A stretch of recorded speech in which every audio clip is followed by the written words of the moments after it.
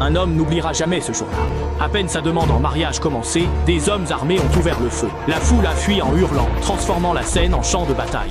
Mais Mike brave le danger et cherche sa copine dans le chaos, avant qu'une balle le touche à la jambe. À ce moment-là, sa petite amie, non loin de là, criait son nom en pleurant, mais soudain, une rafale de balles lui transperça la poitrine. Les tireurs s'acharnèrent ensuite sur sa compagne. Mike rampa vers elle de toutes ses forces, mais elle avait déjà succombé. Sa mort le marqua à jamais. Pour venger sa petite amie, il s'entraîna durement au combat rapproché sur le ring, chaque mouvement dégageant une férocité telle qu'il changea 10 partenaires d'entraînement en 3 jours. Au stand, il perfectionna son tir avec 1000 coups quotidiens, puis visait même les cibles des autres. Même chez lui, il continuait, frappant 100 fois son sac, jusqu'à l'engourdissement et au point sanglant. Puis, il s'exerçait au lancer de couteau façon Shaolin, visant toujours le plein centre. C'était le seul moyen d'être sûr de supprimer le cerveau de l'affaire. Via le dark web, Mike retrouve le suspect de l'attentat. Pour atteindre le cerveau, il le laisse filer exprès. Une chance infime de supprimer le cerveau. Via le dark web, Mike a débusqué le suspect de la plage. Pour l'approcher, il s'est montré prêt à tout pour intégrer l'organisation. Voyant sa détermination, l'autre partie lui a demandé de se rendre à un endroit précis pour passer une épreuve.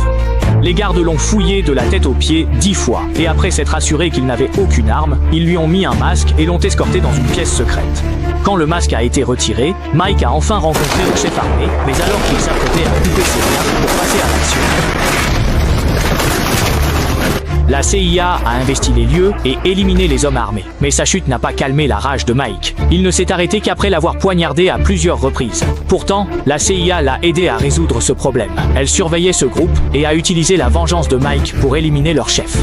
La CIA estimait Mike et l'a recruté comme agent. Formé par un ex-capitaine des Navy SEAL, il devint vite un agent d'élite. Sa mission, éliminer le trafiquant d'armes Shari.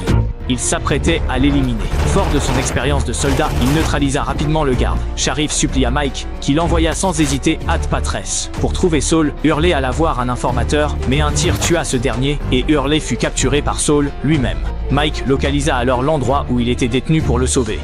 Mais Saul avait déjà activé le dispositif nucléaire pour faire sombrer toute la 6e flotte américaine. Mike a neutralisé le garde du corps qui surveillait Hurley, l'a sauvé, puis a poursuivi Saul qui partait en hors-bord poser la bombe. Mike a bondi sur l'embarcation et, dès que Saul l'a vu, les deux hommes se sont engagés dans un corps à corps.